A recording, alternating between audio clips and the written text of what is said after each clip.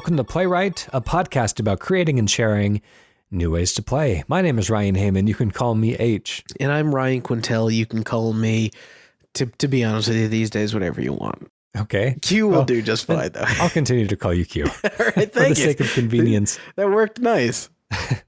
So there was a conversation I got in today, and it gets me a bit curious now because I'm not sure where my perception came from, but I was under the impression that, Princess Daisy, the character from Nintendo lore. Yes. I used to get the sense that like she used to be rendered with much kind of darker skin tone, and she always kind of gave off like a Latina flair.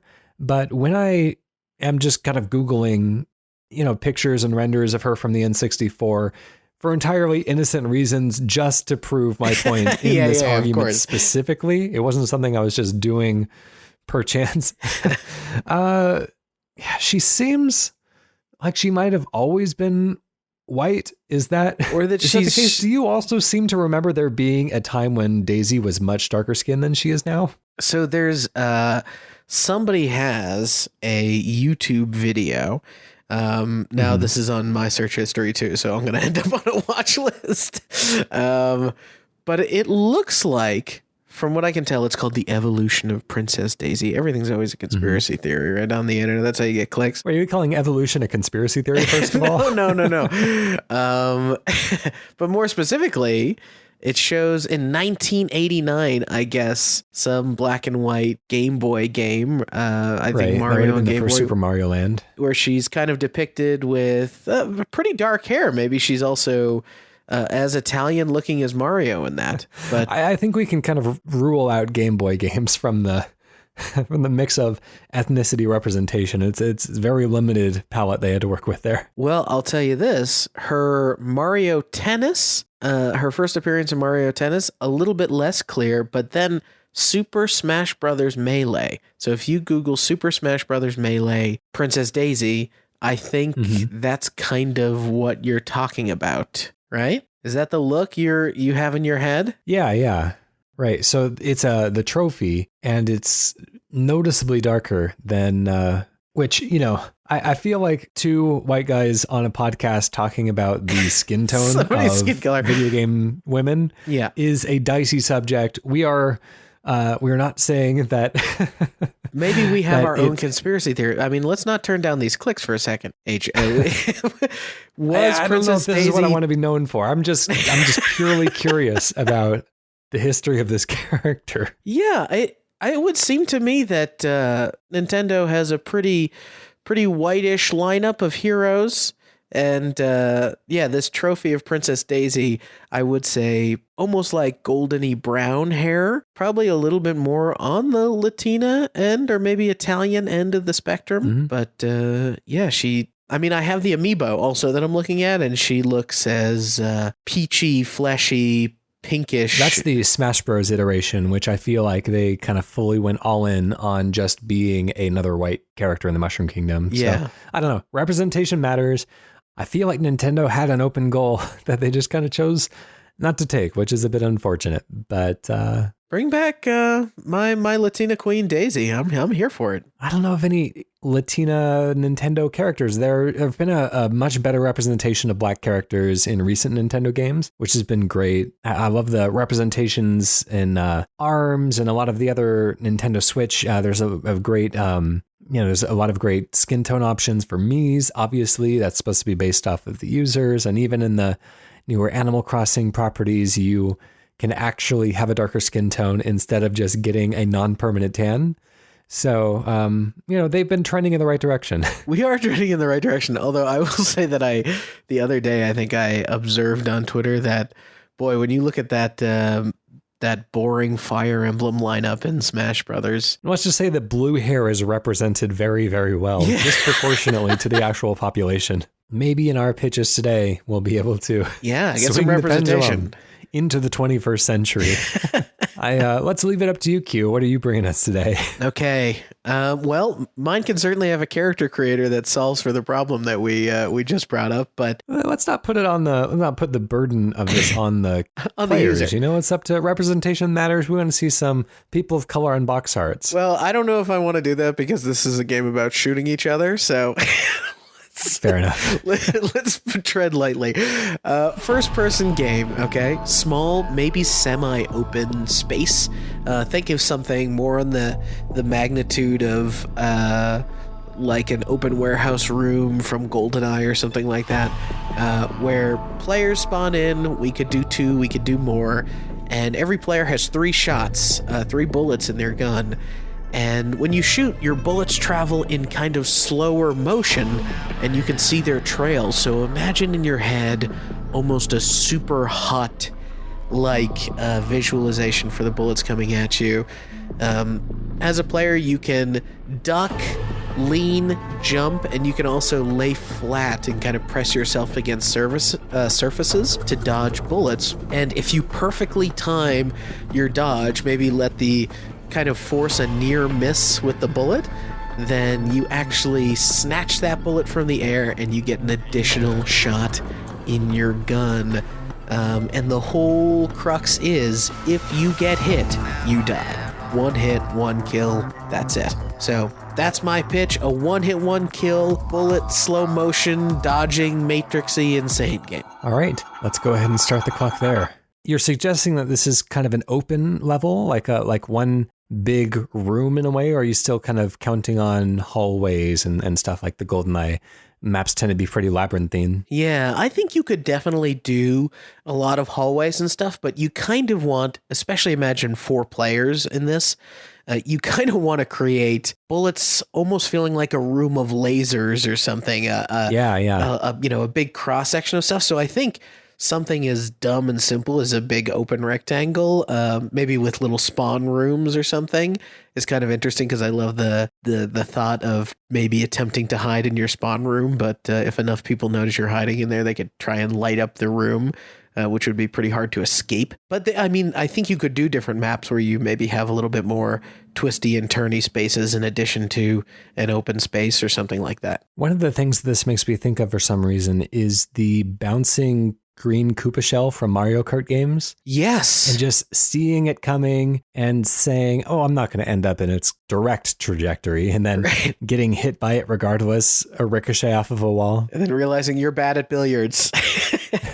So a couple of elements I would like to introduce to this are these bullets should bounce off the walls infinitely. And so every shot that you take is another danger for you and your opponents that you're putting out into the field permanently. And so especially if you're dealing with, twisting narrow hallways in a kind of labyrinthine structure, then as you shoot a bullet, maybe you want to close off a hallway to make it too risky to try to jump through. But, in the end, that could come back and bite you in the butt. As you're trying to get away, or you miscalculated your angle or something. Or even it could, circle the entire map and bounce around all the walls and come and hit you in the back of the head. But, something that all of these, every shot should feel like a decision to make the entire map feel more dangerous. And, you're pointing it in a certain direction. So presumably it's going to make the part of the map that the enemy is in more dangerous sooner.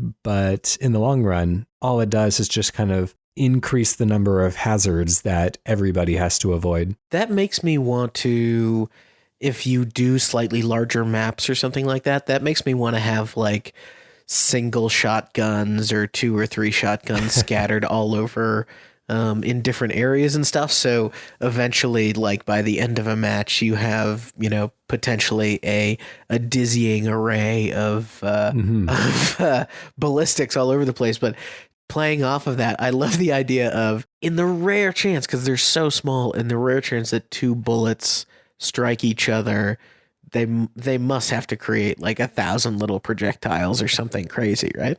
Yeah, or maybe they cancel each other out at that point, since it is such a small chance. But I do like the escalation of, by the end of the match, you're firing shotguns, which are sending a spray of like 12 bullets in semi-random directions in front of you. I do like, and I think we're missing this a little bit. We have shades of it with the Apex Legends and the sort of battle royale games of the world, where people generally know there's a chance for an area to spawn a certain weapon or to have a certain power up. But that old feeling of the playing GoldenEye and knowing all I got to do is get the golden gun, all I got to do is find the shotgun, and that's gonna give me some advantage. And people knowing that and knowingly setting one of these bullet traps to deter somebody from being able to access that gun. Or what do you think about the idea of having, I don't know if panels is the right thing, or environmental hazards, pieces of glass or something that if struck by a bullet on a ricochet, it creates like a steam vent or something. It makes it hard to see, or it kind of starts to destroy the environment a little bit. Yeah, that's an interesting idea as well, to create kind of low visibility areas. I was thinking of also including different game modes, different game types. Maybe there's one kind of like Snake, where every bullet leaves a trail that is deadly. And so, of course, the map would fill up a lot more quickly because you'd have to really be careful with where you're stepping.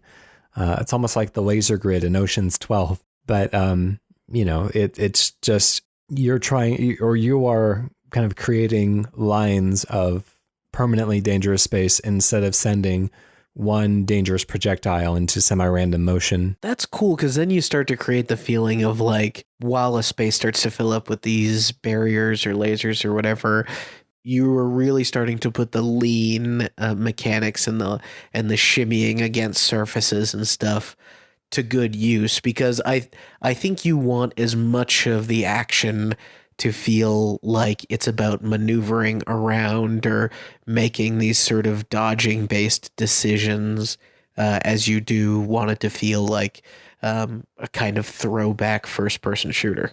I have a feeling, since this is such a game that requires a good sense of kind of bodily autonomy or of knowing where you are in physical space. Is it a third person? Digital proprioception, is first person the most appropriate for this? Or should this be set in third person, maybe with a tiny little hitbox like you would get in a shmup? I love that idea. And you know what? Set it in third person and create a bunch of opportunities for weird costumes and all sorts of personality that you can infuse in it. And I even love the idea of, let's say it's 4-player, for example, doing a kind of throwback to N64 or Super Hot plus N64, where you go a little polygonal in the character interpretations, and you can do really strong colors for each player. So you kind of know what player's bullets, because you can match the color of the trail or something you're encountering, and that way when you died from your own bullet. What a shame. That would be pretty good. Or, oh gosh, this would be a lot of fun if when you die, you get to see kind of a fast motion trail of the bullet from the time it was shot to the time that it hit you, and so you get to trace the entire trajectory. And That's cool. And you know what? Okay, so here we go. Wow, for whatever reason, this is I really want to play this thing now. You just brought up Mario Kart when we kick this thing off. We gotta let you be able to shoot behind you. Okay, yeah. I feel like that is just a small thing that you really can't do in a shooter in many ways, like shooting behind you. I know like PUBG and certain battle royale games let you independently look from the direction of your character, but not usually extend your arm and shoot in that direction. So an independent shooting arm, so you can shoot in multiple directions as you kind of run in another, but you're really going to want to watch where you're running, right? Because of all these crazy bullets bouncing around. Okay, yeah, I can see that.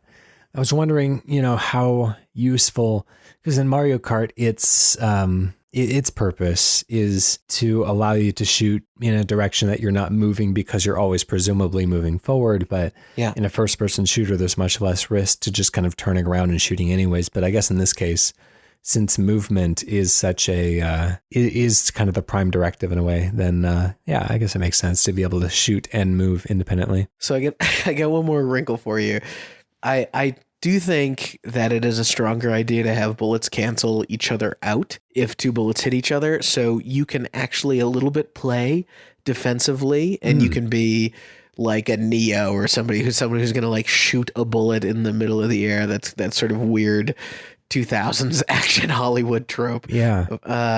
And if you run out of guns and bullets in a stage, then sudden death happens and it's like a slap fight. Interesting. Okay. No guns left, no bullets left. You just gotta kind of whack each other to death. All right. Well, let's go ahead and close that one down and come up with a name for it. I think I don't often come in with a name, but I might have one now. What do you think about one-hit wonders? That's pretty good. I think that we could do something with Ricochet or something like that.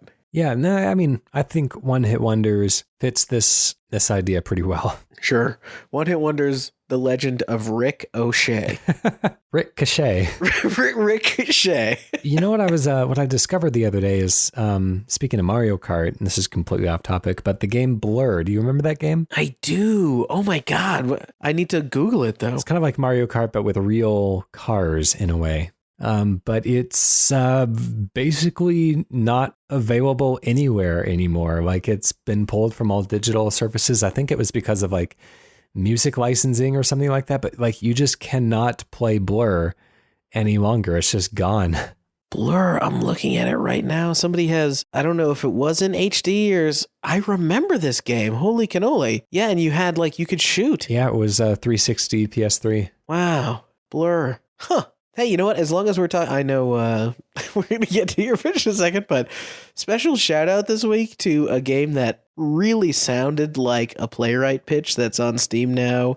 The Split or Steal. Have you heard of this thing? No. It's a game about the prisoner's dilemma, essentially, right? Where two people get into a chat room that lasts about 2 minutes long.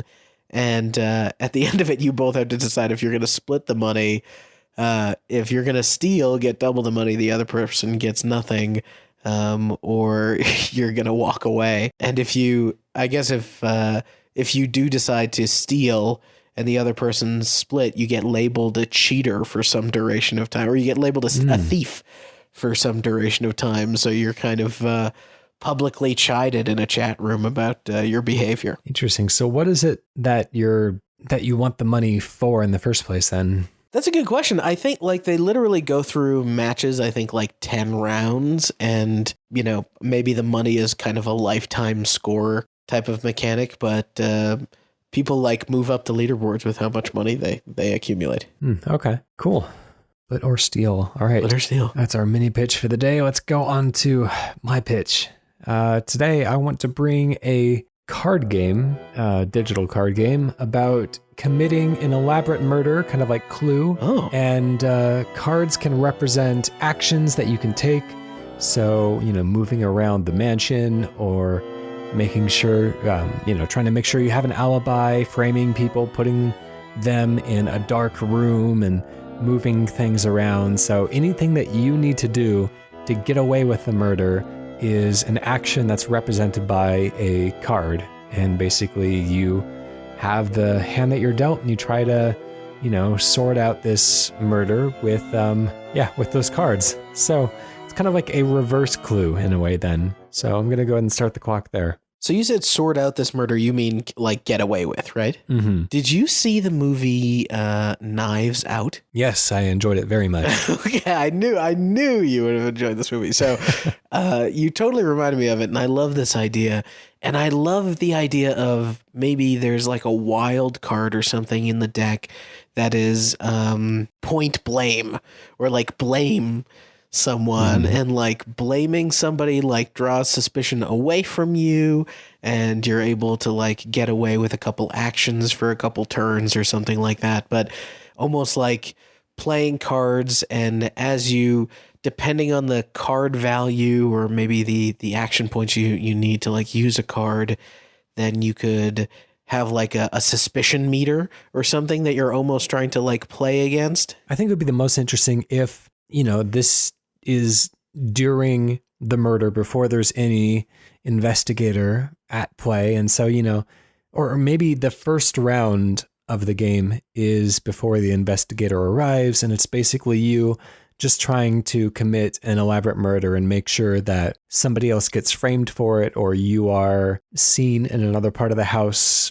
very soon before or after, or you set up a kill that happens in a room that you couldn't possibly be in, any of these things. And then maybe in round 2, the investigator arrives, and then it's up to you to try to silence witnesses who may have seen the actual murder take place, or tie up loose ends, retrieve evidence, whatever it is, but it's all based on the cards that you have in your hand. I love the idea of of maybe having a mechanic where you're able to do the classic murder mystery thing and murder other people to continue to like set up a case for somebody else having done it. But I like the idea of the sort of phases of the game. So like the setup, the murder itself, I guess phase 1 is the murder, phase 2 is the investigation, and phase 3 is maybe the phase 3 mostly never happens, but if you do get caught, there's like a chase or an escape that you like. So if you really, tank, you have this kind of last ditch effort where you have to get really lucky to make kill it the out. Investigator and whoa, God. Yeah, I love it. What does it look like? I mentioned the idea of the suspicion meter, and like during the investigator being their phase, maybe this is always filling, and it's like drawing cards from a deck, and depending on the order that you play them, or like the cards themselves are like you play more than one to string together a solid event or like proposed version of the events to the investigator to kind of throw them off the trail and like bring that meter down or slow it down potentially. Perhaps. I guess I see it more as the game of kind of social engineering, where you're trying to get other people to, based on the actions, the things that they've observed, to absolve you and to point the finger at other innocent people instead. But maybe there is some sort of mechanic where you get directly questioned and then you can give an account of what happened. That's interesting. And for the murder portion of it, I wonder if there's like let's say that there's a little map, almost like a Magic the Gathering or something, where there's like, depending on where the location you play a card, things happen. And so you can play cards that keep people in a room or get people to leave a room, and you're sort of manipulating people's positions, and that can potentially help you like place blame on those people. It could also potentially, if you can play cards that have a delayed effect, like a bag that releases poison gas, but it takes 3 turns to do so, or something like that. So you can play that, get people to leave the room, go into another room, get someone to leave that room and go into the room that you wish. And so now you have this much more convincing indirect murder that gives you a bonus going into the second round. Yeah, perhaps you have a target that you have to assassinate at the dinner party or whatever, and it's up to you to like whatever you need to do to try to get them alone or, into another room, reduce the number of witnesses, reduce the number of casualties of other people, because those will all have like point reductions or maybe fail you outright. But, it's just about kind of isolating your target, and maybe every room has several ways that you can murder somebody. You could use a weapon, but that's risky because that leaves something behind. If you try to make it look like an accident in Hitman style, maybe every room has a fireplace. Maybe there's a chandelier in certain rooms that you can drop on people if you cut the rope or whatever. And so, you based on the room that they're in and based on the cards that are in your hand, maybe one of your actions corresponds with one of the room's kind of death traps, or maybe you have to move your target to another room. I like the idea of having kind of a situation where you draw some cards and you realize that they're not going to be applicable to killing someone in the room that you originally may have thought you wanted to try, or something like that. Like, oh, these are all cards about manipulating furniture, and I'm going to have the best chance of like killing someone with a piece of furniture if I get them in like the study or something like that. There was a game I used to play when I was a kid. It was a board game called 13 Dead End Drive, which I really enjoyed. It was it was kind of like Clue, but you would set up, it was almost like Mousetrap in a way. You would set up all these plastic bits that would go on top of the board, and you could, based on the squares that characters ended up on, then you could trigger certain traps to, to try to kill them. It wasn't quite so much like staying secretive. It was more about, don't end up in the wrong place when somebody has that particular kill switch. But I just really love the idea of these elaborate mansions with death traps sprinkled throughout them. That's kind of interesting. And so maybe if you get different maps, you're able to find out secrets about them, or there's cards that will reveal a secret function of a house or a space, and then that becomes something that you have to still maneuver someone to and trigger with a separate card, or you get to play off of with an additional card, but it almost like reveals map opportunities.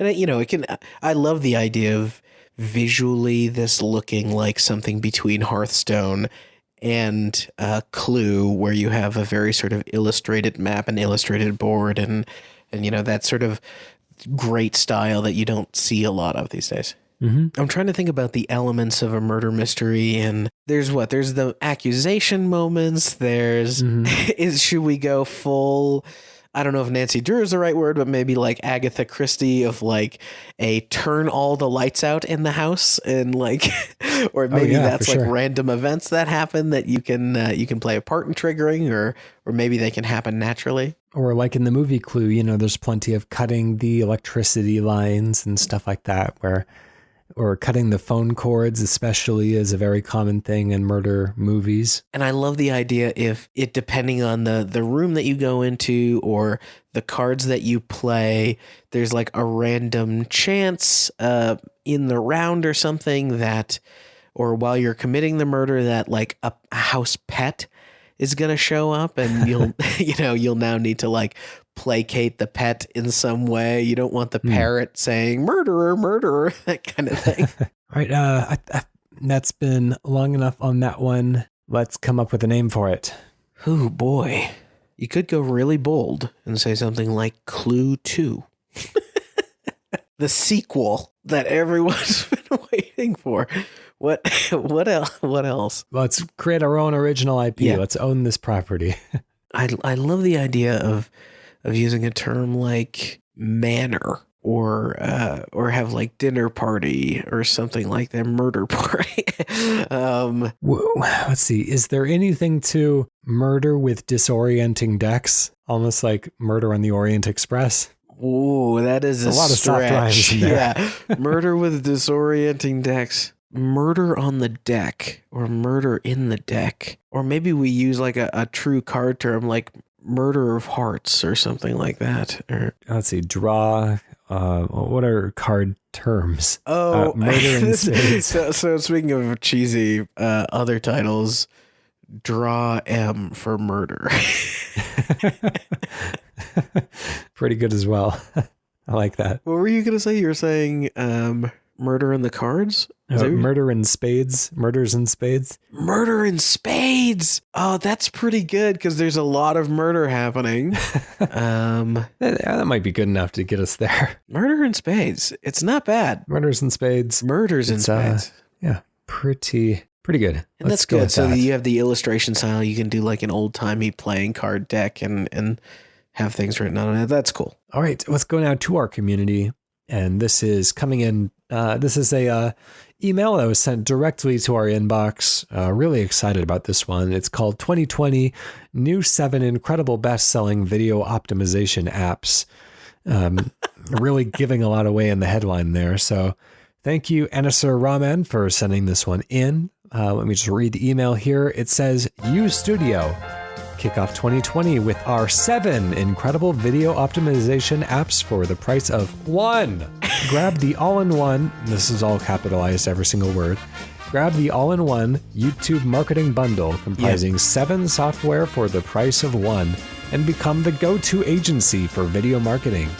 Needs of all the local businesses. Needs of all the local businesses. Needs of Keyword all the research. Headline creator. How much? What does it take to create? Anyways, viral video finder. If it's viral, it shouldn't be that hard to find. We already do all this. This is easy. Competitor spy. That sounds illegal. Corporate espionage. That's it, right? Video creator, graphics designer, video scheduling. So take action now, seize this opportunity, and start generating profits. Take the class. Sign up right now, upload your logo and customize to your liking, and just like that, you are ready to go. Learn more. Copyright 2020. YouStudio. YouStudio. So if you're a new listener to the show, the context of this is, if you don't have a video game pitch, we have occasionally said you can go ahead and sign us up for an email list or two. Obviously, that is what happened here, because it comes straight to our inbox, no junk mail filter. But I'm sorry, I didn't even realize this was a class until I saw the big orange button that says take the class. Well, it's trying to sell software, so I don't know if it is a class, but anyways, let's start the clock and see what we can make of this. Okay. So there's several back-of-the-box functions here, which I find, when was the last time that you saw Duke Nukem do keyword research? I can't say often. Competitor spy feels like a video game for a game right there. Yeah. Competitor spy video creator. You could even do competitor spy : video creator. Video scheduling, graphics designer. Love that. That's close to my heart. Headline creator, keyword research. So obviously, if you were a spy in real life, and you did create videos, presumably they're Al-Qaeda-like videos of you holding somebody hostage, that would create headlines. Yes. This is not inaccurate. Yeah, and of course, like the sort of set decoration and stuff could be a graphics designer's job, or the virtual set creation.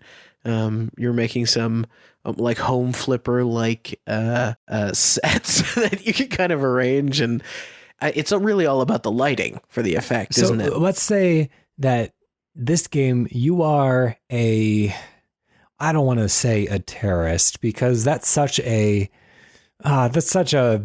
loaded term, but you are a spy trying to destabilize. Maybe you're trying to form a coup, or maybe you try to destabilize some sort of government, and you are posting threatening videos to the crown of this corrupt nation or whatever.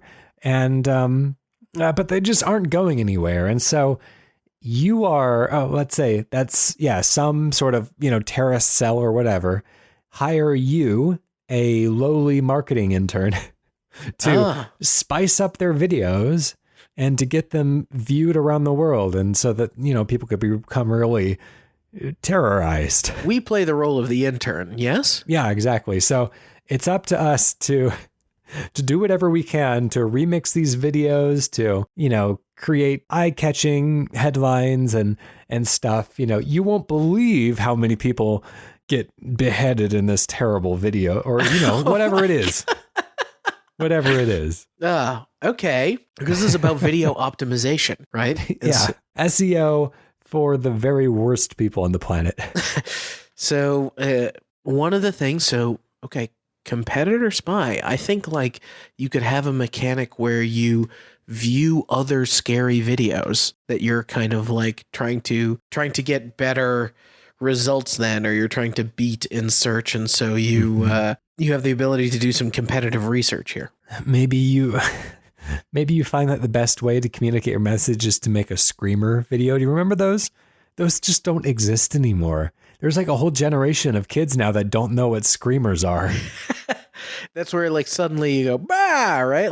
Popping up in front of the screen. And but it was normally a video of kittens. That's great. Yeah. And a great opportunity for graphics designer. A great opportunity, really.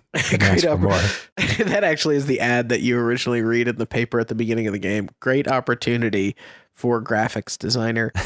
Take action now. Seize this opportunity and start generating profits. So if you generate profits, maybe that would be profits for the end times, or maybe you're trying to establish some sort of a religious sect. Yes. Now you have to maybe you're just getting in. So you're the marketing intern they've hired overseas, and overseas just happens to be like Danbury, Connecticut or something like that, because these are actually coming in from Russia or some scary place. There are plenty of lovely people in Russia. There's plenty of lovely, but I hear they're wonderful people. So now start generating profits. You just have to take this footage and you're entirely in charge of, maybe it's almost like how you can apply filters and like overlay graphics in Snapchat or Instagram. And so there's like a very simple, this could be a mobile game or something, where you have like a touch and point and drag interface where you're like assembling these things. You can also like change the color filter on the video to like look a little bit more grainy. And then of course you got to cut it up to maybe even change what is being said by the scary person in the video in order to generate maximum impact. What if, going back to the profits thing, if we're trying to sell basically, you know, some kind of hokey cult or something that somebody started, so kind of like a Scientology type thing where we just got to give it like a good PR spin. We're hired on to some, you know, like in The Simpsons, they go to that cult camp at one point, and, you know, we're trying to put a good face on something that is objectively very bad. Yeah, I guess you'd have to handle it with some sort of deference, and maybe there is there might be a visual way to treat the game that makes it slightly less like, you want to be careful not to racially code it. You don't want to code it based on a location. So maybe this is just you do the classic sort of video game or sci-fi cop-out where you make everything aliens and from different planets and that sort of thing. Or just go, you know, all Simpsons and just make everyone ridiculous colors. Right. And so now you have a situation where not only can you kind of break from that stuff, but you can actually, like, when you go to different planets, or let's say you have to release these videos and make these people look like a profit per planet that you're releasing the videos on.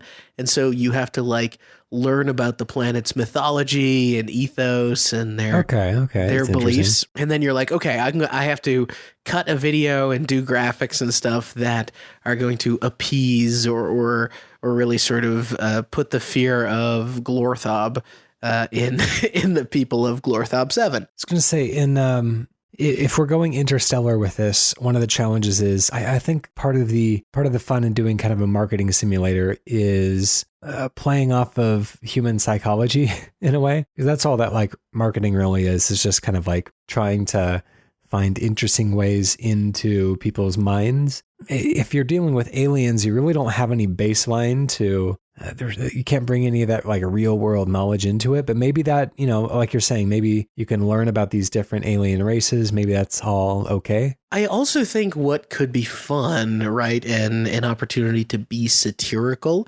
is if you take the planets and you label them and you base them off of like commonly heard or understood marketing segments, right? Like you do the like boomeration, you know, planet, or you do the millennials or something like that.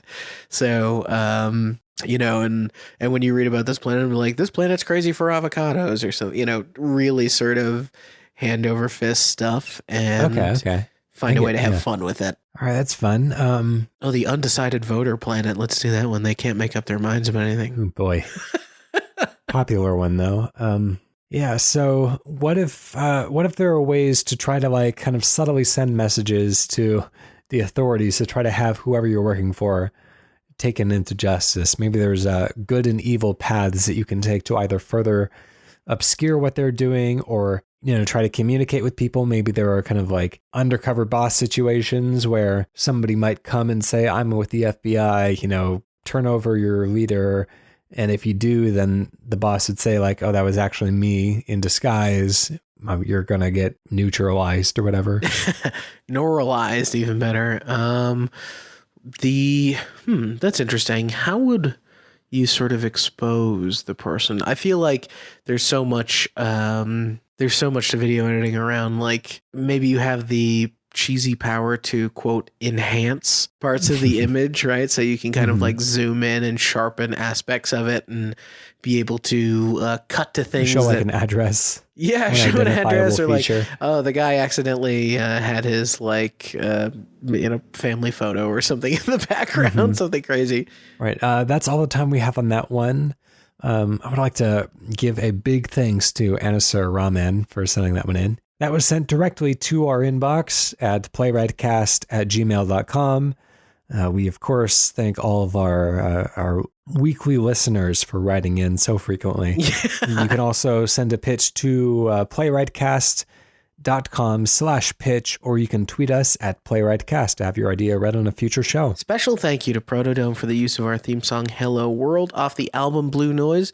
And go, when you get a chance, check out the other great shows on the Kane and Rince podcast network, like The Sausage Factory, like Sound of Play, like the Kane and Rince video game podcast. Just like those, in fact. All right, that will do it for us today. To take us out of the show, I think it's up to you to deliver a miniature pitch. So there was a platformer recently where I forget the name of it. There's 2 grappling hooks. You play a character that looks like an iPad. This is Kunai. Kunai, yes. What if we have a platformer where you play a ninja shaped like that weird pointy S we all drew in middle school? All right. We'll see you next week, everyone. Bye.